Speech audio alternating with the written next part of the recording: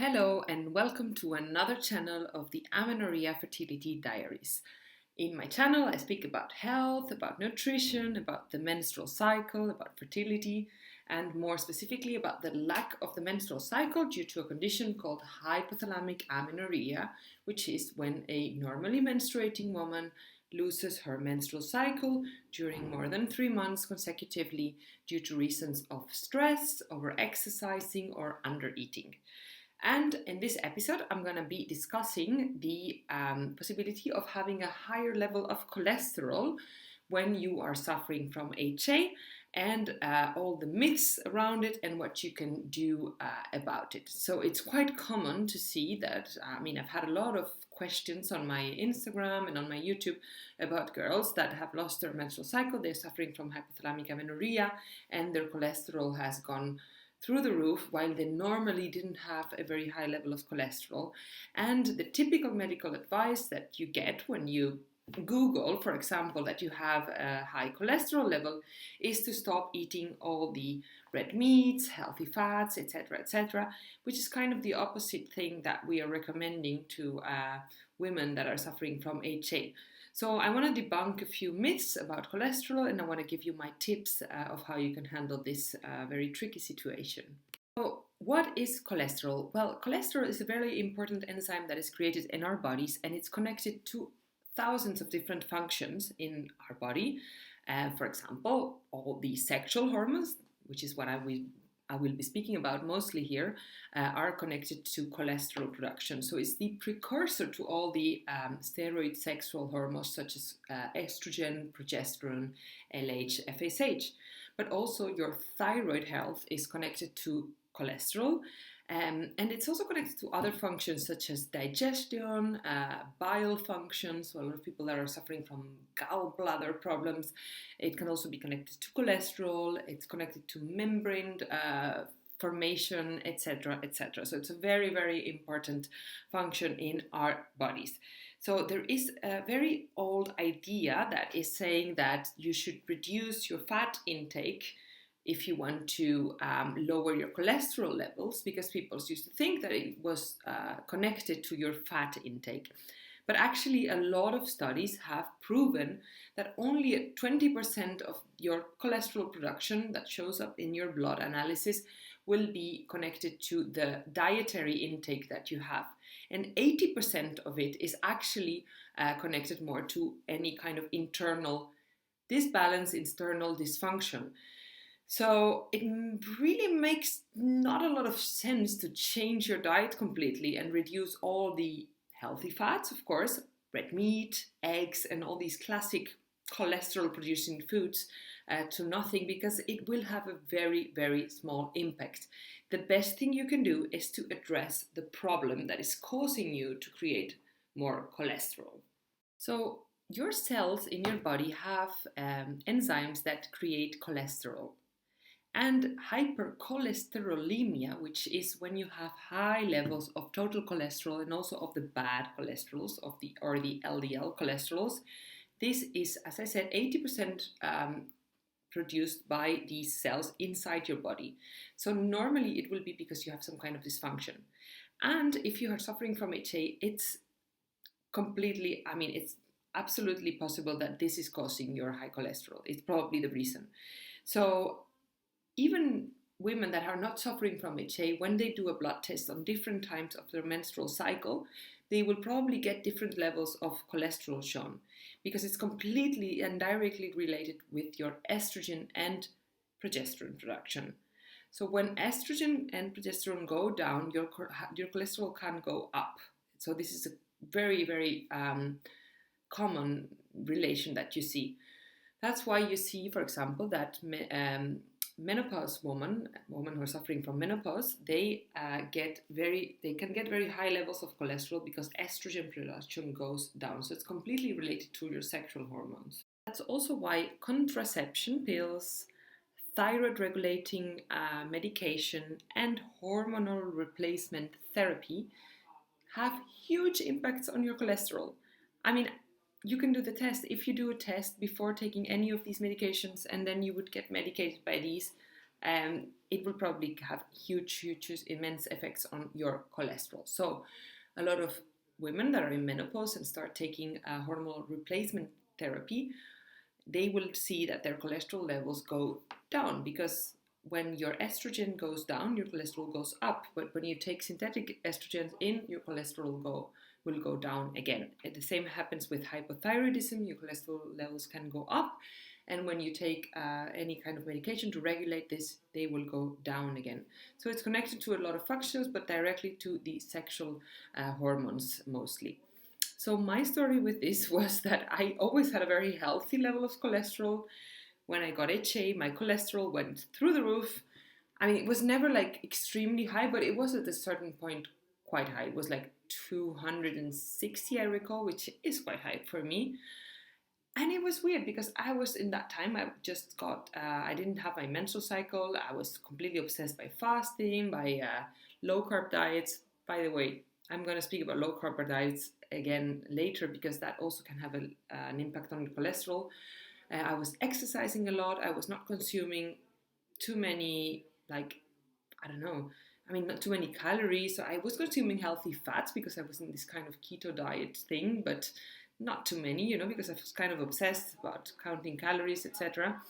Anyway, I was doing everything according to the books, and still my cholesterol went up and up and up.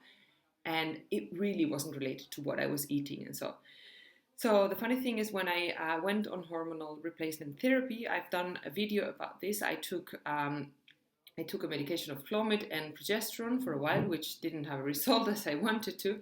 But on those times, my cholesterol went down a lot. And it was so low. I mean, it wasn't low, it was good. It was in between levels like that, but I haven't had it like that for a while, because kind of in my family, it runs to have it a little bit high. So not like really, really high, but a little bit higher than normal for the kind of lifestyle that I live. So these medications have a huge impact on it because of this connection with the estrogen production and progesterone production. So when your body senses that estrogen is low, it kind of triggers that cholesterol creator, and it goes up and up and up and up. I just mentioned something about low carb diets and keto diets, and this being connected to your cholesterol. This is a very interesting question, but there's not enough research to really give you a scientifically proven answer. But as I said on my channel, I base on my own experience, and it's funny because I did a low carb keto diet for a long time. My cholesterol went up, true, but I also was suffering from HA, so it's kind of difficult to study. However, I've heard of friends of mine that don't have HA, that they got high cholesterol levels from doing a keto low carb diet, and they thought it was because they were eating a lot of healthy fats. But then later it seemed like it really wasn't related to that. It was more related to the fact that apparently if you don't eat any carbohydrates, this can also trigger these higher cholesterol levels. On the other hand side, when I was not eating carbohydrates, I mean, I lost my cycle due to different reasons, but I think this was also one of the big ones. So it wasn't until I started eating carbs that I got my period back. It took me a while, and that my cholesterol levels regulated. So it's difficult to say like which exactly of these factors was, the predominating one. But I think the most important thing is, if you are suffering from HA, you should really, really make sure that you recover your cycle first, and then you address the cholesterol problem. Because I can guarantee you, if you didn't have cholesterol problems before, most certainly when you recover your cycle, your estrogen levels level out, you will probably solve your cholesterol level. So how do you recover your menstrual cycle? Well, I've done tons of videos on that, so I'm not gonna stop on that much longer, but basically it all comes to having a balanced diet. This means having all macronutrients, not eliminating carbs, not eliminating fats, not eliminating protein. They're all super important. Real whole foods and frequent meals with enough calories, and listening to your body, taking some rest, and addressing the mental issue also, so you can eliminate most of the stress in your life. Sharing, talking, so that you have enough oxytocin, you feel supported by a network All these things are super important, and also just that you're happy. You should feel joy and be happy, because as I said, there were moments where I wasn't that diligent with my recovery diet and all that, but I was happy, I was having fun, I was singing, I was dancing, I was doing the things that I like to do, and still then that would help me with my hormones, with my hormonal balance. So all of these factors are important, but as we're speaking about cholesterol, also carbs are really, really, really important, so this will help. So I think it's all really related.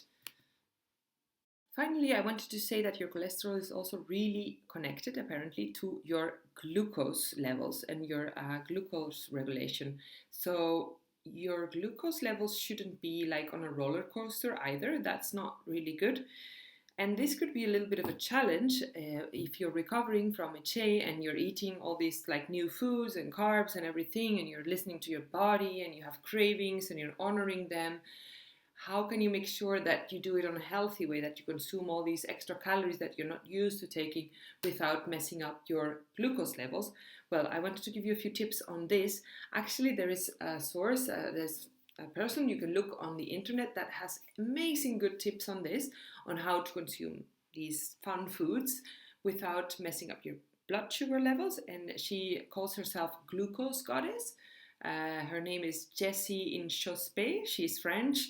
But yeah, she's under the name of Glucose Goddess. She's really big right now, and it's a really fun lady. I've watched her since she began, and she gives you all these little tricks and tips that are so easy to implement, that basically just come on a few basic things. For example, you should eat your fiber before your glucose. So for example, if you want to have a nice cake or something sweet, you should have it as a dessert and not on an empty stomach. That's the worst thing. So if you want to have something sweet with a lot of glucose, or if you want to have carbs, you should have them at the end of your meal.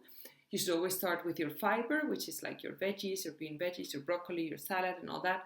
You can use apple cider vinegars to help your digestive enzymes to break down the protein and the glucose as well. And what else? She also talks about this concept of like putting clothes on your carbs, so that you shouldn't have your carbs alone. For example, you shouldn't have like something very sweet on its own, but you should put a little bit of healthy fats, or basically healthy fats or fibers on it, so that it's easier to take for your body. For example, let's say, I don't know, some chocolate, you should maybe eat it with a little bit of Greek yogurt and after a nice meal, and then it won't have such a big impact on your body. She also addresses the importance of having a savory, protein-rich breakfast, which is really something that I've been putting a lot of emphasis myself lately, because I just was feeling lately that I never was satiated, and I was experimenting with like all different kinds of ways of doing it. But she says that basically if you have a healthy, protein-rich, savory breakfast, for example, some eggs are ideal. And now I have like 3 boiled eggs with a can of tuna and a little bit of olive oil and some salt. I just like mash it all, and that's my breakfast. I can bring it in a little like Tupperware, so it feels almost like eating a yogurt, but it's much better than a yogurt, because in a yogurt I will always put something sweet in it, and then it's like, I mean, it's not bad if it's fruit, but it's better if it's savory. And then have your sweets as a dessert. So these are really, really good tips that you can look at to have all these healthy fats, carbs and everything, and all the fun foods, but without messing up your blood sugar levels. This can really, really, really help you. Finally, I wanted to address that basically a change in your cholesterol levels, a sudden change in your cholesterol levels, if you always had normal levels, it's probably related to some kind of internal imbalance, as I said in the beginning.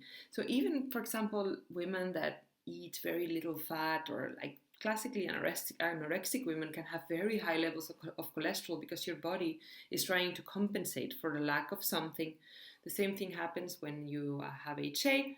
You don't have any estrogen, and your body tries to compensate. So this old idea that you should like reduce fat intake to help your cholesterol levels, in this case, especially if you're suffering from HA and you never had cholesterol levels before, it's really not going to help you. So my tip to you is try to fix your HA first, your hypothalamic amenorrhea, and after your cholesterol levels will fix themselves automatically. That's for sure. But just to sum up, it's quite it's a complicated point, but it's also a simple one. I wanted to give you the anecdote of the grandmother of a friend of mine who she's a Spanish woman living in a little village, and she always ate all these healthy fats, a lot of olive oil, Mediterranean diet. She never really had any problems, and then suddenly one day, boom, she went to the doctor. She was in menopause, of course, and suddenly her cholesterol levels had gone up a little bit. So then they recommended her to go on this diet of low fat products. She started eating margarine instead of butter or olive oil, which is what we eat here. She started reducing her meat intake, her eggs intake, and going on all these like low fat products. And honestly, I think that's the worst thing you could do. So, as I said, to reduce your healthy fats intake is not really the way to go when you have low cholesterol whatsoever. But if you have HA, it's definitely not the way to go. So fix your HA first. Eat healthy, balanced diet. Eat real food. Don't eat low or very processed products. All these low fat products have been processed. Like, for example, skimmed milk, they take out the fat, the natural fats of the milk, out of the milk, and they give you the product that is over. And sometimes even in low fat yogurt, for example, they put a lot of sugar in it. It's not a natural way of having the product. So it's not about consuming all these low fat foods, really not. It's really about checking what is the origin of your low cholesterol. If you have of your high cholesterol, if you have HA, it's probably because of that. Try to address this first. Use my tricks and the tricks of Glucose Goddess to not mess up your blood sugar levels, and then for sure when you recover, everything will be back to normality. So that's it. Thank you for watching, and as always, be healthy, be happy, and until next time, my friends.